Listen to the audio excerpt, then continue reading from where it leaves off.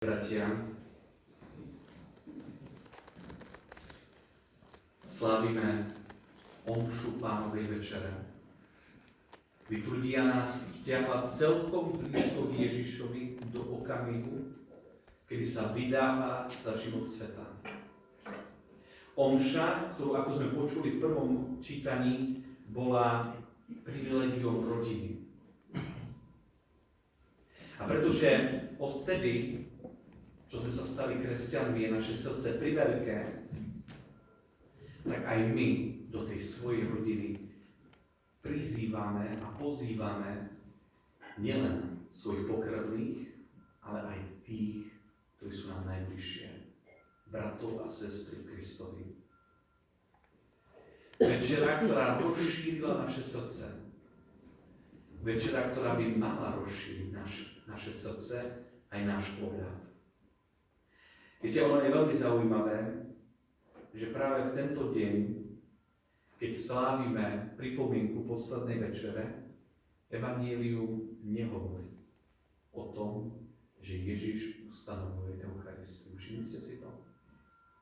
Svätý Pavol nám to povedal, odovzdal som vám to, čo som prijal, a aj spomína tie slova Ježišove, ale svätý Ján to vôbec nehovorí. A možno by ste boli veľmi sklamaní, keď vám teraz poviem, že Ján vôbec vo svojom evanjeliu nespomína o tom, že by Ježiš vzal chlieb, vzdával ľaky, lámal ho a dával svojim učeníkom hovoriac, tak ako sme to zvyknutí pri každej svätej omši. Zabudol? Chýbal? Nebol prítomný? Bol v delíriu? Bol vo vytržení? Alebo nám chce povedať niečo iné. Svätý apoštol Ján má taký prídomok. Miláčik Pánov. Podľa tradície Ježiš mal tohto apoštola veľmi rád. Bol najmladší, tak možno cítil jednoducho potrebu tohto chlapca viesť. Viete, keď je niekto zaľúbený, vidí viac ako tí, ktorí sú okolo neho. Všíma si detaily. A práve o detailoch je dnešný večer. O detailoch lásky. Ak dnes svätý apoštol Ján nehovorí o tom, že Ježiš vzal chlieb a lámal ho, tak to robí len kvôli tomu, aby upriamil našu pozornosť na niečo, čo je rovnako dôležité. Ako keby nám dnes chcel povedať, bratia a sestry, rovnako ako to, čo robíme pri oltári a na oltári, je podstatné to, čo robíme poza oltárom a mimo oltára. Láska, ktorá sa nám dáva na oltári, je rovnaká a rovnako dôležitá ako láska, ktorú dávame vtedy, keď prichádzame alebo odchádzame od oltára. Dnešný večer nás chce liturgia vytrhnúť z automatickosti. Pretože samozrejmosť a automatickosť ničí lásku. Zastiera nám pohľad na to, čo je skutočne dôležité. A my každý jeden deň slávime Eucharistiu v cirkvi. Každý jeden deň okrem jedného, a to je Veľkého piatku. Inak každý jeden deň sa na tejto planéte slávi svätá omša. Keby vás to zaujímalo, podľa ročenky Vatikánu je vo svete približne 450 000 katolických kňazov. Znamená, že takmer 500 000 svätých omší sa po celej planéte dennodenne slúži. Deň a noc, noc a deň sa opakuje. A dnes na prahu, keď vstupujeme do slávenia trojdňa, nám liturgia hovorí, zastav sa pred tým, čo urobil Ježiš skôr, ako vzal do svojich rúk chlieb, ako vzal kalich. Milé sestry a bratia, cirkev stáročia nesie vo svojom lone veľký diamant, veľmi vzácny dar. A to je Eucharistia. A ja sa úprimne ako kňaz teším z mnohých z vás, ktorí sa snažíte často prijímať Eucharistiu. Pretože my nemáme väčší poklad ako sviatosť oltárnu. Nemáme mocnejšiu modlitbu, ako je svätá omša. Nemáme väčšiu ochranu pred zlom a smutkom tohto sveta, ako je Kristova láska prítomná v Eucharistii. Ale svätá omša nie je talizmanom ani rituálom. Ak nám dnes Ján nehovorí o slovách premenenia, robí to zámerne.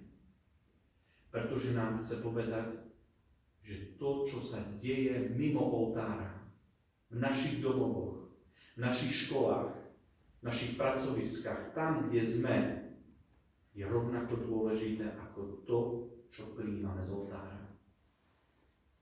Ak sa cirkev stáva nepresvedčivou, tak je to kvôli tomu, že sme zabudli na Ježišovo nielen gesto, ale príkaz. Slúžiť jeden druhému.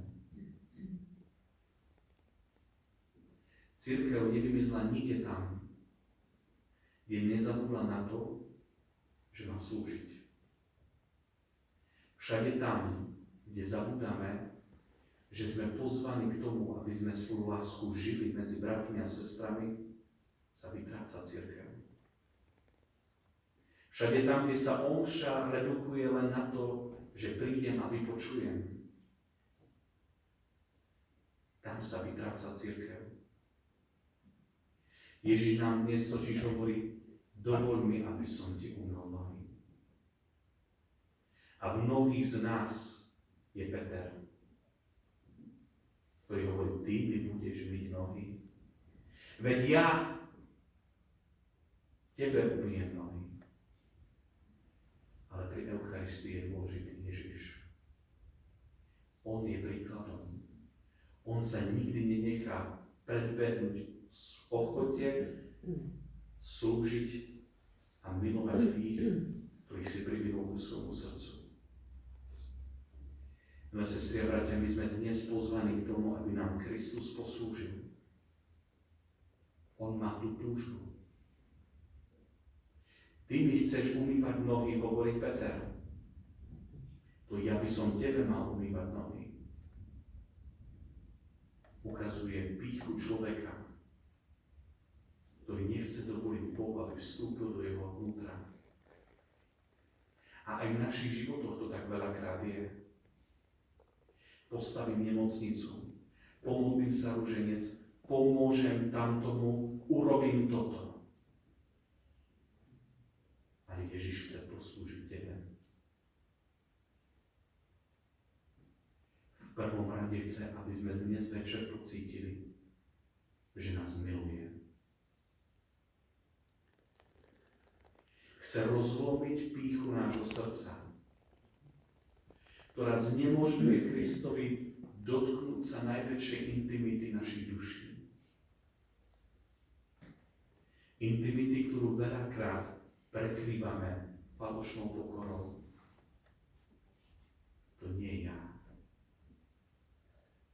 Ja ti poslúžim, ale ty mne nemôžeš, lebo ja si to nezaslúžim. Ale Kristus slúži. Nik z nás si to nezaslúži. A predsa dnes večer každého z nás pozýva, aby mu mohol umyť jeho nohy. Gesto, kedy sa Kristus s nami chce stretnúť nielen v tom, čo pre neho vykonáme, ale gesto, ktoré dáva možnosť láske ukázať, čo chce urobiť pre nás. Ja neviem, či vy to tak niekedy tak cítite, že máte túžbu, poznám ten Vyšľúčanov, poznám vás trošku. Ste dobrí ľudia. Všetci máte. Trošku také vyznanie lásky. Voči vám. Viete byť veľmi pohostinní, veľmi štedrí. Ale v každom jednom z nás je, že keď máme prijať dar od druhého, nie. Ja nepotrebujem, mám toho veľa. Daj iným. A to sa niekedy tak dostane aj do nášho duchovného života. Ja to nepotrebujem. Sú iní, ktorí viac potrebujú, Pane Ježišu. Sú iní, ktorí sú väčší hriešnici a naozaj potrebujú Teba viac ako ja. V snahe možno ukázať nejakú pokoru, že ja nepotrebujem Ježiša, presmerovávame neustále niekde inde. Ale poznáte ten pocit, keď niekoho máte rádi a on vám nedovolí vám poslúžiť. Ja sám, ja to urobím. A vidíte, že už nevládze. Vidíte, že stráca silu, stráca nervy, stráca sústredenosť, nejde mu to, ale nechce pustiť nikoho, pretože by musel priznať, že je slabý. A to robíme mnohí z nás. Nedovolíme Ježišovi, aby sa nás dotkol v našej slabosti. Pretože tak sme naučení. Ja sám. Byť sebestačný. Osamostatniť sa. Nikomu nič nedlhovať. Nikomu nič nevysieť. Zapamätaj si, koho sme všetko pozvali na svadbu. Pretože potom budeme čakať, aby oni nás pozvali. A naopak. Poznáte to, nie? Ale Ježiš nás pozýva. Ja túžim, aby ste boli odo mňa úplne závislí. Toto je jediná závislosť, ktorá nielenže je zdravá, ale je nutná. Byť totálne závislý od Ježiša, ktorý sa nám dáva v Eucharistii, ktorý sa nám dáva vo svojej láske, ktorý sa nám dáva vo svojom milosrdenstve, ktorý sa nám dáva vo svojom slove, ktorý sa nám dáva vo svojich duchovných daroch. Len táto láska, ktorá je závislá od milovaného, je láska, ktorá prináša spásu. Je poklad, ktorý máme odovzdávať tomuto svetu. Eucharistia sa nesmie zastaviť pri slávení Eucharistie. To je málo, hovorí dnes svätý Ján. To je benzínka. Dneska som 3-krát chcel natankovať. Sa mi to nepodarilo. Chápete, že sa mi 3-krát nepodarilo natankovať, ale už 2-krát budem na Eucharistii. Tu by mali byť zástupy. A nie sú, pretože je to zadarmo. Nafta stojí €62 na Slovnaftke. Poďte tam. Tu je všetko zaplatené. A veľakrát tu nie sú zástupy. A veľakrát tu nie je ani zástup veriacich, ktorí by chceli prijať Eucharistiu počas omše. Trump napadne Irán a všetci stojíme pri pumpách. Všetci sledujú burzy, aj moje akcie padli. Som zasa v mínuse, chápete? Katastrofa, nie? A tu padá nebo na zem. A nás to nechá chladných. Sme pozvaní žiť eucharistický spôsob života. Milé sestry a bratia, nebudem pápežskejší ako pápež. Nechcem po vás, aby ste chodili každý deň na svätú omšu, aj keď veľmi vrelo odporúčam eucharistickú stráž pre rodiny. Dohodnúť sa, že aspoň jeden člen bude každý deň na svätej omši, aby skrze tohto člena životodárna miazga Kristovej lásky prichádzala do vašej rodiny. Keď je menšia rodina, tak ako sme počuli v tom prvom čítaní, pridajte si niekoho do rodiny, že za vás bude chodiť na svätú omšu. Ale keď je to veľa, v poriadku. Cirkev nás pozýva každú nedeľu na omšu.